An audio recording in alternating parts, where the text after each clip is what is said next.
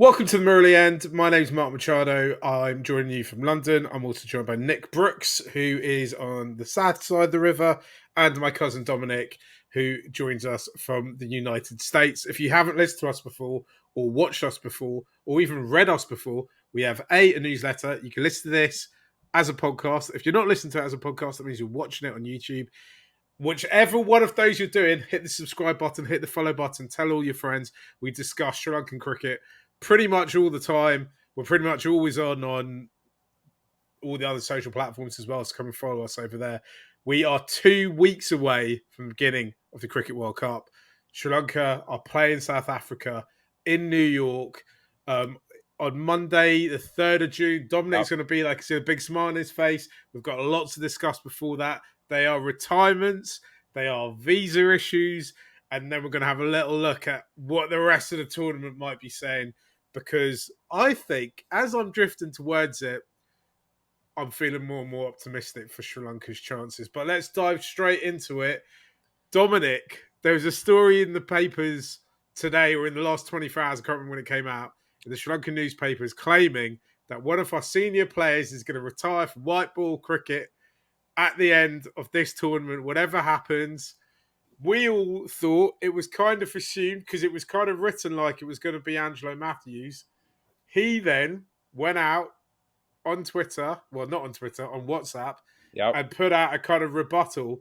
So, what is going on with this? Who is retiring? Is anyone retiring? What's the latest? Well, yeah. So the Daily Mirror, right, said that one of SLC's senior cricketers, a former captain of all three formats, looks set to retire from white ball cricket at the end of the T20 World Cup in 2024. Now, if we know anything about the side, there's only one former three format captain in the side, and that's Angelo Mathews. And I think a lot of people thought, okay, he must be retiring. It would make sense that he's retiring because he's 36 now. He's making a good run. This is his final push. And then what gets released on Twitter is a WhatsApp exchange, as you said, Mark, between Angelo Mathews and Nabraz Rahman, asking if it was real. Angelo says nope, and seems pretty upset and thinks it might be some of the aforementioned agenda uncles at work once again. It leads us to that question of when news is released about Sri Lankan players, who is doing the releasing of the news? Is it part wish fulfillment? Is it, actually leaked from the player? We don't know. I think, honestly, I wasn't surprised when I heard the retirement story. I'm a little bit more surprised by Angelo saying that that's not the end of his white ball cricket playing days, because I don't really know if it's not. I don't really know when the logical endpoint would be. I'd assume he'd want to play till 2026 and retire after lifting the trophy in the Sri Lanka edition, Sri Lanka India joint host World Cup, maybe. But it was I was surprised to see that he was eager to play some more. And how this will shake out, whether this will distract from the upcoming World Cup, because I think that's another question that's going on. How many of the questions that are directed at the press conference are going to be about Angelo Mathews' retirement or supposed retirement instead of the games that they're actually playing? Look, I love Angelo Mathews. I feel I got to state that because I did get a lot of heat or a lot of attention, should I say, for one of my tweets during the week about how I fully expect him to open the bowling for us and bowl in the power plays. What somebody put down as his one good over. But Nick, you're the kind of historian of Sri Lankan cricket here. Kind of, you are the historian of Sri Lankan cricket.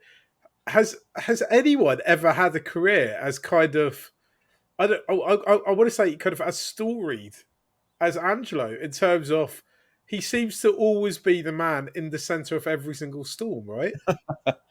he does seem to be at the heart of stories and scandals and massive surprises constantly, right? I totally echo what Dom said, that it would just make 100% sense for him to retire at the end of this World Cup. It seems a real stretch to think that he's still going to be there at 2026. But who knows? He's had 2 bonus World Cups that we didn't expect him to have. It reminds me a bit of the kind of back end of Sanath Jayasuriya's career, where we had about 14 retirements, and then he'd unretire and come back, and he'd be like, "Oh, I'm just playing one ODI for a farewell," and then 2 years later, the same thing would happen again. But so that's about as storied an end to a career. The only thing that I can think of that's kind of tantamount to Angie's constantly coming back from the dead.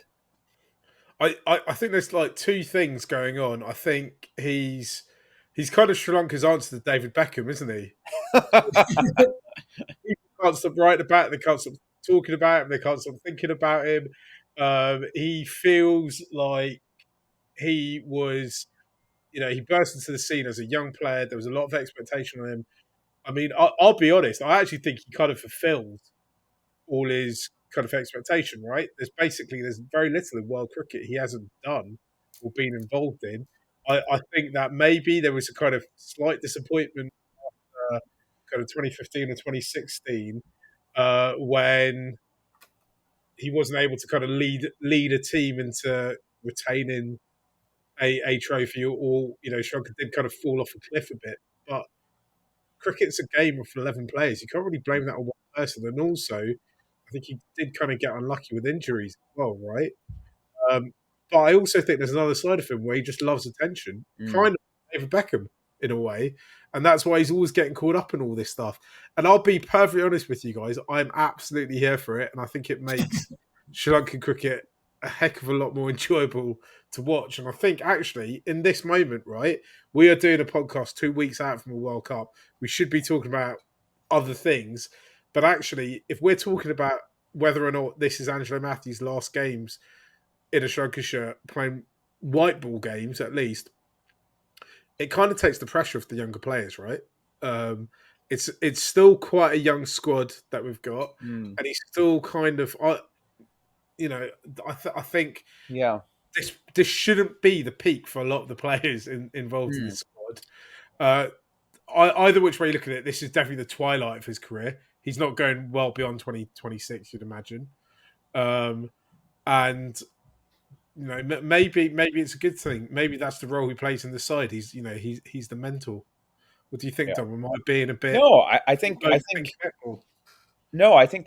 it makes sense to think that he soaks up some of the pressure, right? We've talked about that with his batting, but he's going to be the guy put in front of the media, right? In a team where there aren't that many fluent speakers of English, or at least fluent enough to hold an interview, right? They're going to interview Hasaranga, and Angelo is going to be the other person that they call up. So in some ways, it takes the pressure off some of these younger guys who are getting acclimated to the international game and all the demands of it, to say, okay, they're talking some nonsense about Angelo. I can just go about it and do my thing. I think it's a role. Arjuna Ranatunga did it very differently, but it's a role he played as well, where he was this magnet for attention, right?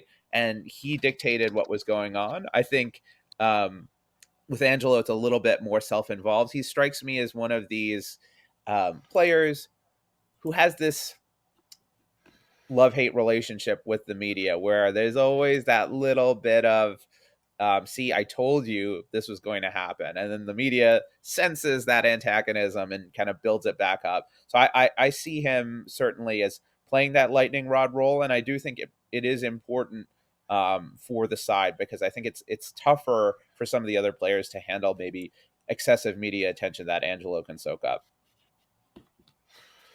What do you think, Nick? What do you think about his role in the side? Yeah, no, I think that, I kind of totally agree with you guys. I think it's really handy having someone there who, he's been there and done it all, right? And how long has he been in this T20 side, or playing white ball cricket for what feels like the best part of 20 years? The 2009 T20 was his first tournament, which is just way back. And yeah, I think that for some of these younger players who are playing their first or second major tournament, being able to switch off from the media, knowing that Angelo is going to deal with that sort of stuff, it's definitely not a bad thing, right? It's one less thing to focus on. And I think it wouldn't be Sri Lanka at a World Cup if there weren't a few stories swirling around in the fortnight before that seemed to be totally incidental to cricket. And it was like, where has this come from? And I feel like we've had a flood of them in the last week that kind of arrived right on cue. Shall we, on that cue, Yeah. thank you very much, Nick. Should we move into the next story, which was that 2 weeks out, Kusal Mendis still doesn't have a visa to get himself into the USA. I mean, we're hoping this is going to be sorted imminently. I really don't understand how we've got to this situation. And it feels now actually it's probably slightly detrimental to the team because the idea of going so early was that they got to acclimatise. It looks like we're recording this on Monday. Well, it's the middle of the night in SL when we're recording this, which means the earliest he'll be able to get it would be Tuesday, which means realistically the earliest is getting himself to America, considering it takes quite a while to get there from Sri Lanka, is probably Thursday morning, Thursday afternoon. Yeah. Which gives him kind of 10 days at best to acclimatise. Obviously, he's a professional athlete. He doesn't need his body can cope with it, but it's not an ideal situation, is it, Dom? Yeah, not an ideal situation. I want to echo one thing that you said. The fact that this happened is absolutely ludicrous. Everything that we've heard, right, in SLC has come out and said the reason why the visa has been delayed relates to Kusal's prior incident, hit and run incident from 5 years back, and that there was some issue with the documentation around it, and that the U.S. consulate or the U.S. embassy wanted more documentation. The things that strike me as odd is, one, this is an issue he's had for 5 years, so surely they know how to deal with it. The U.S. is definitely not the first country to ask on a form, do you have a criminal history? And then is capable of looking that up and checking that out. The second part of it is that no one was advising him and saying, no, you shouldn't put no, or you should include this documentation. You think that they would have lawyers or legal experts because, again, Kusal is not the first Sri Lankan cricketer to have legal problems or legal issues that may or may not prevent travel. So I think this is a massive mess up from SLC. It's something that they should have nipped in the bud. I do think that the answer that they gave at their press conference on Friday makes me feel like they know exactly what the situation is. It's a matter of getting some documentation, and they're basically similar timeline to what you said, hoping to get him in the United States by the end of this week and able to play in the warm-ups next week. That's kind of the timeline they're imagining. But I'll talk about the eventuality. If for some reason Kusal can't get a visa, that will be a massive blow to this side. He has been their best T20 batter over the last 2.5 years. He's absolutely crucial at the top. He's a wicketkeeper as well, so that would immediately press Sadira into that role too. So this is a really big issue. I'm hoping and confident that they'll get it resolved somewhat quickly, but it is a frustrating one, and one that you think SLC should have been able to foresee. Nick, why is SLC like this? I cannot say, but I think the first thing to say is I totally echo Dom that it'll get sorted out, and I'm sure that Kusal probably will arrive in time for the warm-up games. But I hope it's a warning sign and that we don't get something happening like if there's an injury during the tournament and someone has to fly out last minute and then they're like, oh shit, we're still dealing with visa issues and it's going to be a 48-hour period before he can get on the plane, then that could become problematic. So hopefully it's a kind of slightly happy, unfortunate incident that means that things will be prepared moving forward. But I just think there's far too much visa drama in cricket in general, right? I'm sick of hearing it. Like I was saying to you guys before coming on pod that like Fizz having to fly back to Bangladesh during the IPL so he can deal with visa stuff for America. We've seen it a lot with India, like Shoaib Bashir struggled. Yeah. I think Khawaja had visa issues going there. And so I want to start a petition for, all cricketers of international standard to have fully international visas and that we don't have to deal with this process and we don't have to talk about visas. What about a solution where And maybe you could advise us on seeing this, Nick, where we keep a batch of like say 10 or 15 of our best white ball players who aren't at the World Cup in the Caribbean somewhere. Just keep them warm, or keep them on ice, either which way you want to look at it. Just ready to go. As soon as they're needed, bang, in the plane, off to Florida you go. Bang, in the plane, Benura, off to Dallas you go. Bang, in the plane, off to New York you go. That's the Because we kind of know what thinking we need in the corridors of power, Marky. exactly, And right? I'll put Just some of them up. yeah, exactly. Like I don't know, what's the cricket facilities like? They're your family place. Not great, but I mean, we've got a lot of rural land. I'm sure we can chop down a tree or two and get a net going. Yeah. Yeah, Nick, you'll back me up on this because you spent a lot more time in both these places than I have. Jamaica is very, very, very similar to Sri Lanka, isn't it? Yeah. Like, Yeah, massively. In terms of landscape, it's really actually kind of eerily similar, and lots of people who've been to both islands say the same thing. And it's got a similar kind of island vibe. There's that same kind of laid back charm about it. Yeah, I was the first time I went to Sri Lanka, I was struck by how much it reminded me of Jamaica.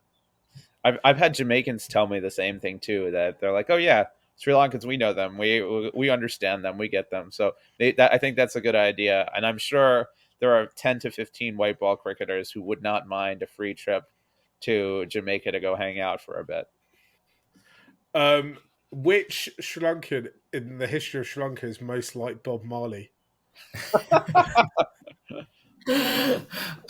It's a great question. I'm going to have to think on it. I feel like Aravinda's got a bit of like Sri Lankan Mali, right? He's kind of a national hero, super laid back. I think Aravinda is Sri Lanka's Chris Gale, right?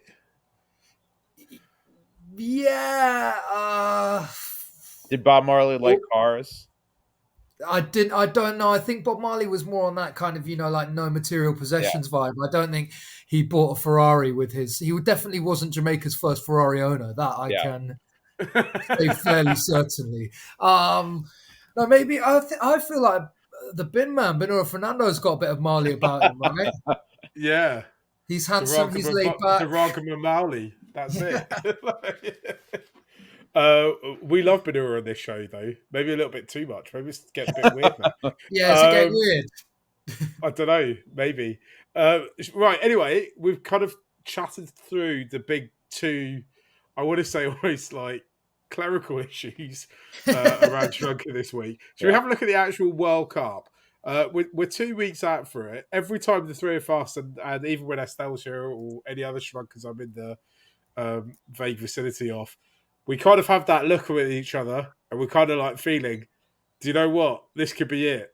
But I do remember having that feeling going into the World Cup where we just got absolutely hammered and finished ninth and didn't qualify for the Champions Trophy. So is the feeling in my fingers not quite right? Am I starting to get over optimistic and overhyped about this, Dom? Or should I be excited? I'm of the opinion, and I know Estelle would disagree with me here, you should be excited. I think Sri Lanka has performed best in the three formats in the T20 format. They've beaten big teams in the T20 format. We all remember the Asia Cup run, of course, but the next year they took a game off of both India and New Zealand in 3-game series. And they almost won those series. There were 2 games that came down to the last over, and there was some Sri Lankan mismanagement that cost them the game.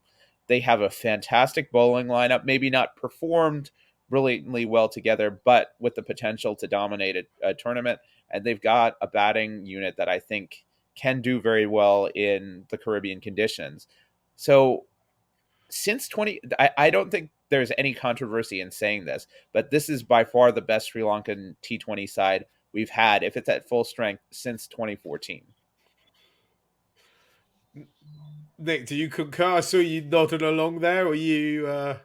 Yeah, I concur. I was excited for the 50 over World Cup, but I'm more excited for this. Yeah. And I think, as Dom said, I mean, if you look around the teams on paper, I don't think there are too many who can claim that they've got a better attack than Sri Lanka.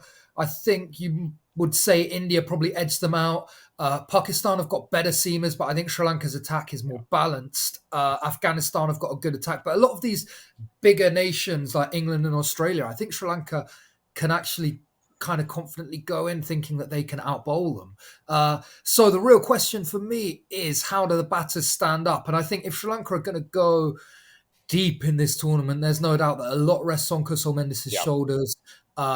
And that we're going to also have to see like Pathum Nissanka keep up the same kind of form that he's been showing, those glimpses. We're going to have to see a lot from Charith. So I'm really eagerly looking forward to these two warm-up games against Netherlands and Ireland, and particularly to seeing how Sri Lanka go in terms of batting, because I think that if some confidence builds in that batting unit, they will start to really feel like they're a match for anyone.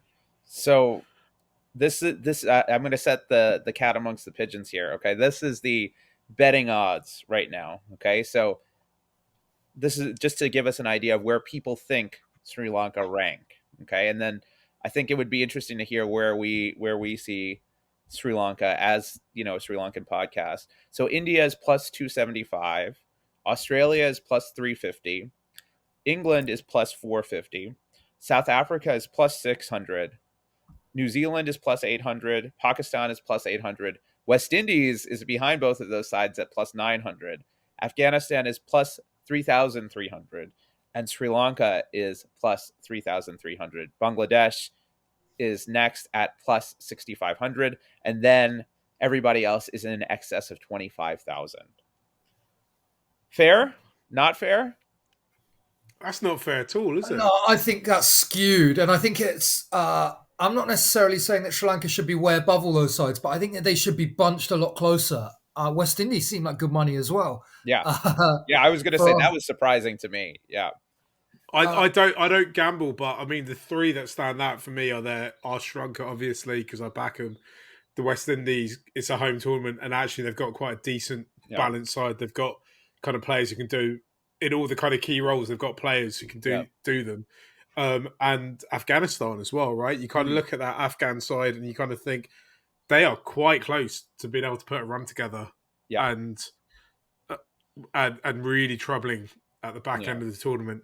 And also, I think the thing that those three sides all have is when it gets to the back end of the tournament, I just don't think they have anywhere near the pressure that other teams around them do, right? South Africa, the great chokers, like I think even South African fans would be disappointed at this point if they won a cricket tournament. New Zealand, again, another great choking side. And then, the big three, England, Australia, and India, the pressure all comes on right at the back end. To be honest, Pakistan as well, you can throw them in as a big pressure team. To be honest, I'm really surprised England is third favorite here.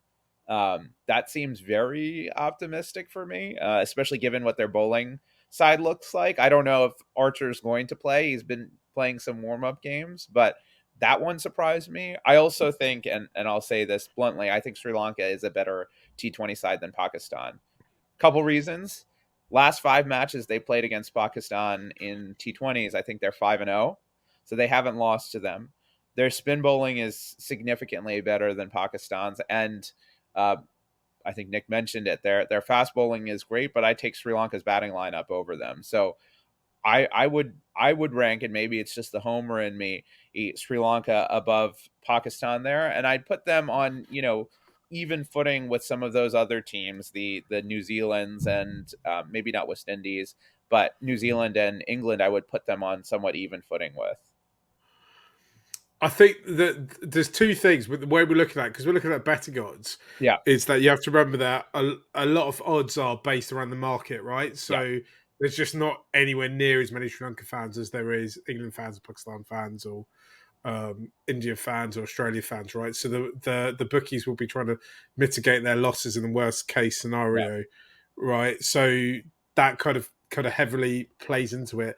I also think, though, actually from a bookie's perspective, you look at the Sri Lanka side and you think, talented bunch of kids, talented bunch of boys, but how often have they done it? Really, the last few years, looking at one Asia Cup, when it's come to the World Cups, be it 50 over or T20s, the last 3 times, we promised a lot. We looked really good going into it, the warm-ups and whatever, qualifiers, whatever we're going to do. Then when we've got there, we've beat the teams that we've expected to beat, apart from Bangladesh and Namibia that one time. And we've lost to the teams that are kind of above us in that kind of vague table, right? In the clutch moments.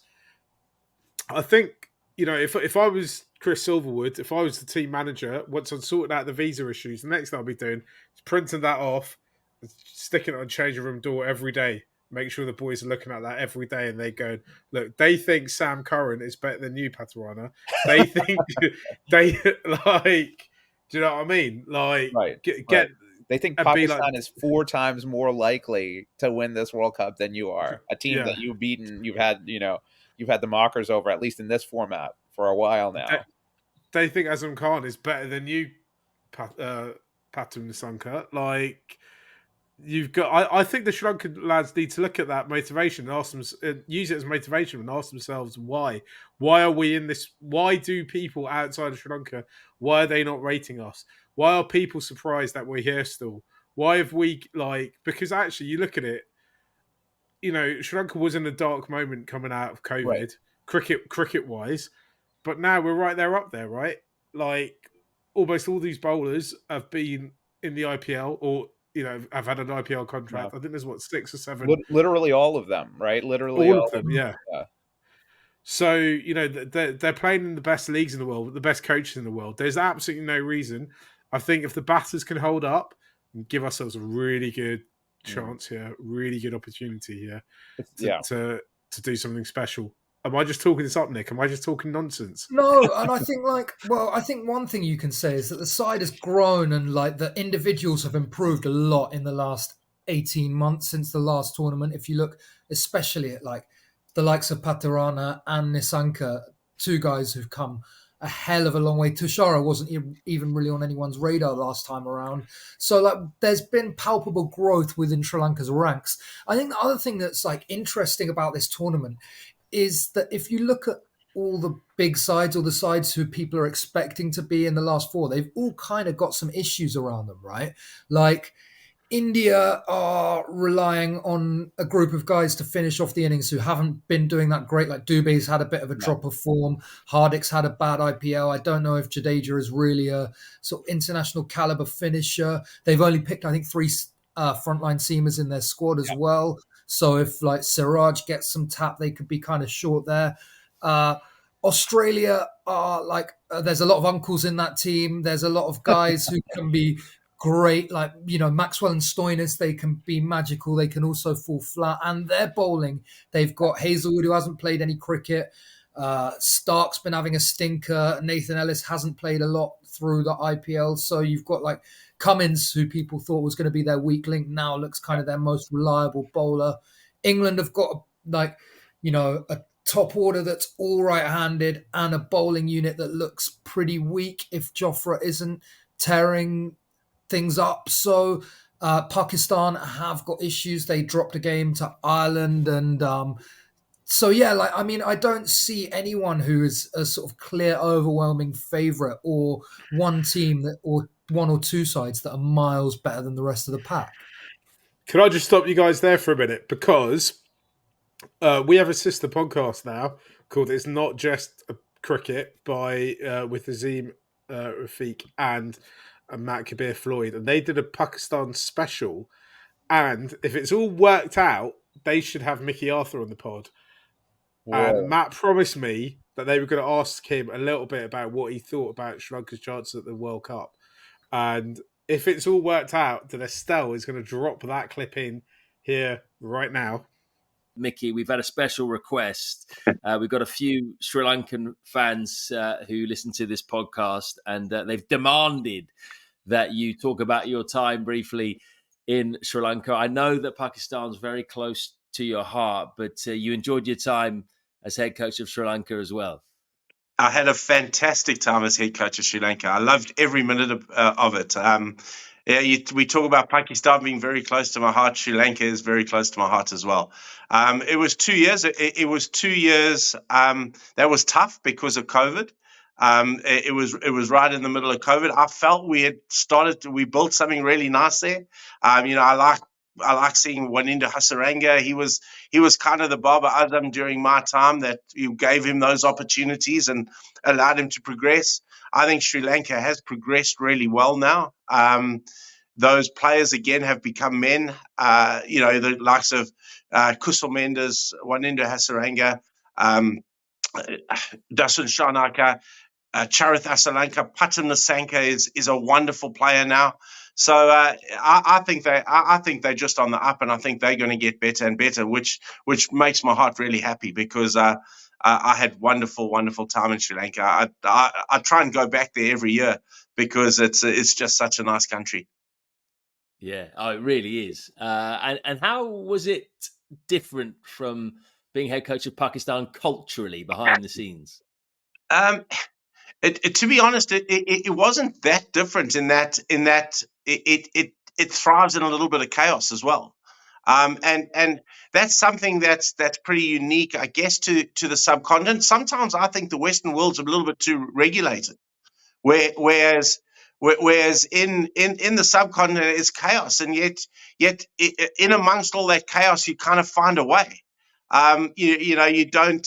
And I look at the players that are produced. You have a look at a Fakhar Zaman or a Nuan Tassara coming out of had he been in the Western world, they would have changed him, and they would have made Tassara now a side-on bowler, and he would have lost everything that makes him unique.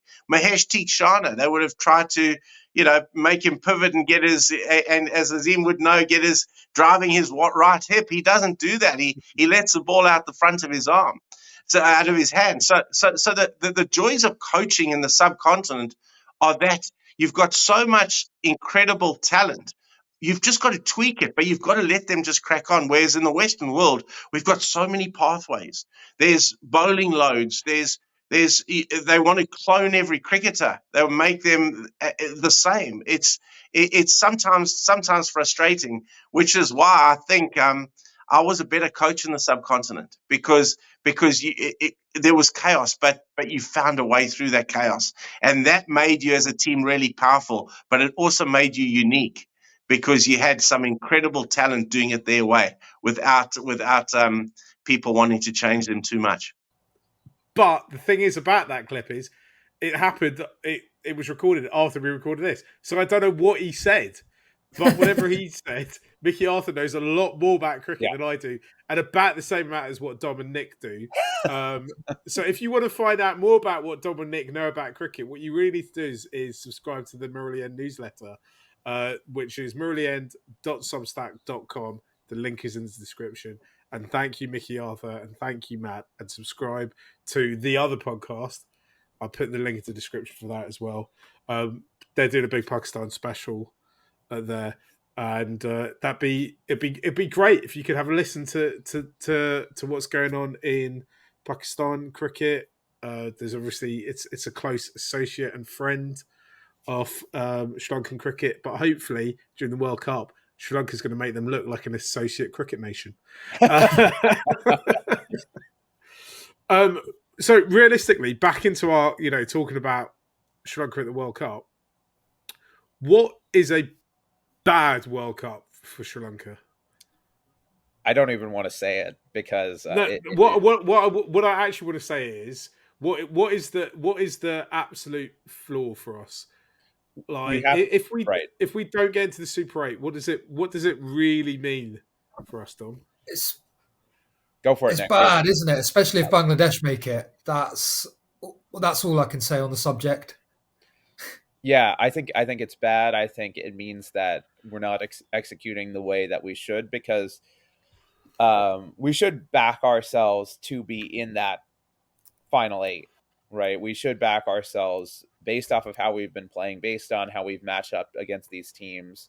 And I think we should even be thinking, how can we win that group and put ourselves in a good position by winning that group?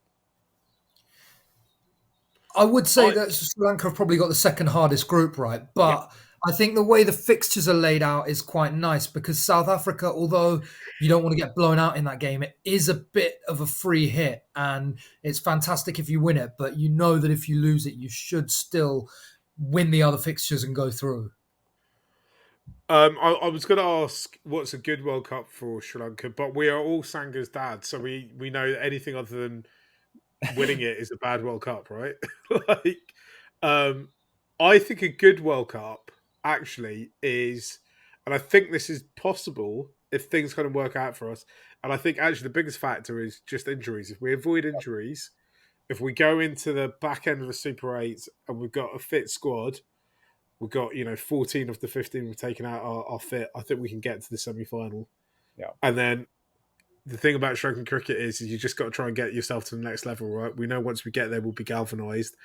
I feel, as I said earlier, the further we progress in these tournaments, the less pressure comes on us and is projected onto the other side, and that's when it starts to get interesting, right? I think that's when we won the Asia Cup a couple of years ago. I think going into that final, there was a load of pressure. Pakistan had not much pressure on us. And that's why I think if we can somehow hustle ourselves into that semi-final position, I think, Dom, me and Nick are going to be frantically looking for flights to Barbados. Yeah, honestly, I think their confidence team, right? When they're playing well and when they believe, they can do anything, right? When they have that team belief, they can do anything. I think one thing I want to see, and I've been beating this drum, is strategy. They have the talent. Now it's time to say, okay, how do we make absolutely best use of it? It's not about playing an individual game, but what matchups can we set up?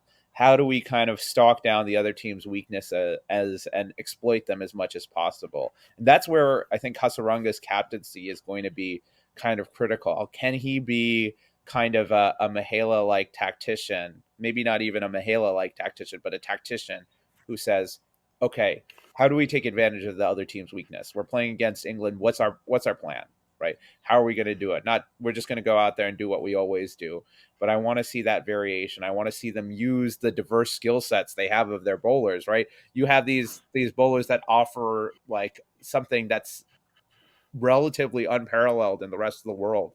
How do you unlock the full potential that they have, right? And take advantage of the situation, the opponent, and the conditions. And that's kind of what I would think as being successful, not just winning, but winning smartly so that we set ourselves up in the future to continue those habits and do it. Because I think that's what we did so well when we were at our peak is we knew what our matchups were. We knew how to exploit things. We knew who to promote up the lineup. That kind of gameplay, I think, is what's needed at this point. Nick, is Wadi the next Mahela? I hope so. But back to your last question, Marky, I think that if Sri Lanka make it through to that second group stage, and even if they don't qualify to the semi-finals, but they have 3 really tight games, maybe win 1, lose 2, but lose twice narrowly, I still think that's a really good result for Sri Lanka. Because I think if you're going to seed the 8 teams that are going to be in that Super 8, people would probably have Sri Lanka towards the bottom of that pack. And it's a young side. It's still building, right? We all, I think, expect this team to be better in 2026 than they will be for this tournament. By then, Angelo will have reinvented himself as a blasting opening batsman and a death bowler. But yeah, like one ball specialist. Yeah. So I think that even if they don't make the Super Fours, the semi-finals, and they do well in the Super Eights, it's fine. It's not a disaster by any stretch. And yeah, I'm interested to see, because we haven't seen a whole lot of Hasaranga's captaincy, so I'm interested to see how he runs things. And like, I think the hope is, I know it's not necessarily always achievable in Sri Lankan context, but that Hasaranga is going to be T20 captain and going to be a focal figure for this team for a long time moving forward. So it's kind of like got that start of the tenure feel. And I just think it's a really exciting tournament for Sri Lanka. Yeah. You said we haven't seen too much of his captaincy. My kind of worry is about what he as a captain is that he tries to take too much on, right? Is that he's all kind of swashbuckling him and Angie back to back, at the crease, just clobbering it around for kind of 15 overs.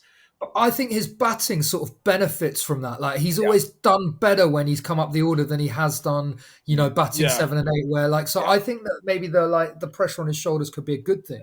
The bigger But worry can for you me, do that for kind of 8 or 9 games in the trot? I think he can. I think he did it with Beatlove, right? I think he did. I think he definitely can. My worry is that he gets so into the moment that he loses his cool. That's the issue that I see, is that they need. I mean, and that's maybe why one of the benefits of having Angelo and Dawson and Kusal Mendis, guys who captained the squad, but other squads before, to say, okay, calm down. We'll handle the decision making for a few overs. You just kind of relax and focus on your bowling. Some people might be wondering why we haven't mentioned that Waddy is the number 1 all-rounder in T20 cricket. It's because he's currently sharing that spot, which means that, obviously, if you know the person he shared it with, it's made us at Marillion feel that the whole thing is null and void, and it's a stupid competition. And while Waddy is obviously the best cricketer in the world, the person who shared it with is not fit to lace his boots, so we will not be discussing that particular achievement, or so-called achievement, that has been bestowed upon him by the ICC. I do think, though, it's worth saying that I was having a think about the other all-rounders, and I can't think of too many of them who are what you'd really class as genuine all-rounders who would get into their teams as a specialist batter or a specialist bowler. The other guy, I'm not actually sure who it is, but I think I know. I'm getting the sense that it's he who should not be named. He should not be named, yeah. Probably would get into team that shall not be named on as both, but I don't think too many others would. Would you pick Sam Curran for England as a specialist bowler or batter? Would you pick Hardik on current form as a specialist batter for India? So I think that one India. The only thing I will say, in defence of all of of a lot of all rounders in general, is I think they become victims of being those kind of bits or pieces player, right? Because if you look at Moeen Ali, who's had an incredible career, it's he'll play in 5 or 6 different franchise teams a year, and in every team he's asked to do a totally different job, and quite often that job changes on the day, right? I've seen him bat in about 4 different places in the IPL and bowl about 4 or 5 different times. So sometimes I feel like, actually, as much as it's incredible being an international cricket all-rounder, it's actually your stats that suffer, and inevitably your performances that suffer, because you can't wake up one morning and be, obviously, using Hardik as an example, you can't be expected to open the bowling one day and then 2 days later be kind of finishing the innings and bowling at the death. And it's not. I don't think for all professional athletes and in the top levels, it's not great. But it shows how good Hasaranga is, maybe. Sorry. Yeah, and I guess he's got that if not total role clarity, role freedom, that he'll come into bat whenever he wants. He'll come onto bowl whenever he wants, and I hope it's a really big tournament for him, because it's been a pretty frustrating year, really, hasn't it? If you think about the LPL this time last year or not long after, and we were sort of saw his capability as a batsman, and then the injuries and suspensions and stuff, we haven't seen him on the park an awful lot. And he missed the IPL as well, right? Yeah, exactly. And so, no, I hope that this is back with a bang, and I just really hope that there aren't any injury issues. Guys, should we leave it there? We've still got a lot of time to go a lot of podcasting time to go. If you need a visa for America, not a huge amount of time to go. But we've got a lot of content to come between now and that first game in New York. If you haven't signed up for our newsletter, sign up for that. Marillion.substack.com. And if you haven't followed or subscribed to us, what are you doing? We're 40 minutes in. How have you got this far? Just hit that subscribe button, man. It's free. We'll be back in a few days' time with some more great content about the Sri Lankan cricket team, building up to that World Cup in America, where obviously Sri Lanka are going to be amazing. Thanks for listening. See you all later. Bye.